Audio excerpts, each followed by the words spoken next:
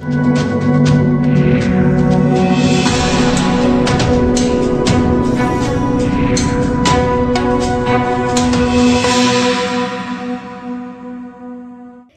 प्रदूषण नियंत्रण बोर्ड सीबीसीबी ने 17 फरवरी को राष्ट्रीय हरित अधिकरण एनजीटी को एक रिपोर्ट सौंपी, जिसमें प्रयागराज में महाकुंभ के दौरान नदी के पानी की क्वालिटी के बारे में जानकारी दी।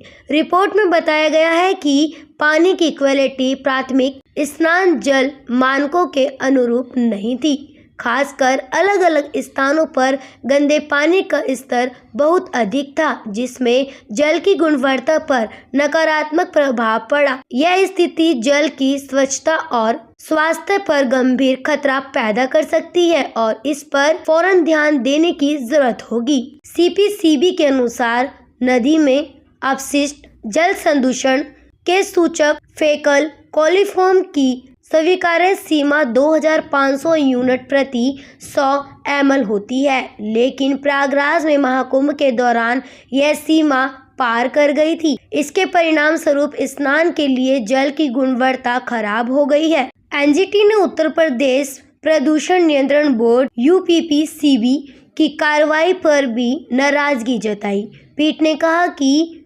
यूपीपीसीबी ने एनजीटी के पूर्व के आदेश के अनुसार समग्र कार्रवाई रिपोर्ट दाखिल नहीं की, केवल कुछ जल परिणाम रिपोर्टों के साथ एक पत्र दाखिल किया था।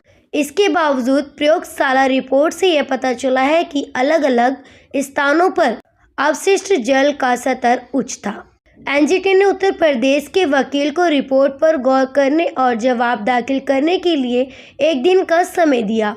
यूपीपीसीबी और प्रयागराज में गंगा नदी की जल गुणवत्ता बनाए रखने के लिए जिम्मेदार राज्य प्राधिकरण को निर्देश दिया था। उन्हें 19 फरवरी को होने वाली अगली सुनवाई में डिजिटल रूप से उपस्थित होने को कहा। वहीं इस पूरे मामले में शंकराचार्य ने हाल ही में एक बयान में कहा कि यह बात नेशनल ग्राउंड ट्रिब्यूनल ने कुंभ के आयोजन से पहले ही स्पष्ट कर दी थी। उन्होंने कहा कि गंगा और यमुना की धाराएं स्नान के लिए उपयुक्त नहीं है। शंकराचार्य ने यह भी कहा कि ट्रिब्यूनल ने इस संबंध में कुछ निर्देश दिए थे, जिसमें खासकर मल जल के नालों को नदी में मिलाने से रोकने की बात कही थी। बता दें कि ऐसे में 73 जगहों की पहचान की गई है जहां नहाने लायक नहीं है। असल न्यूज़ ब्यूरो रिपोर्ट।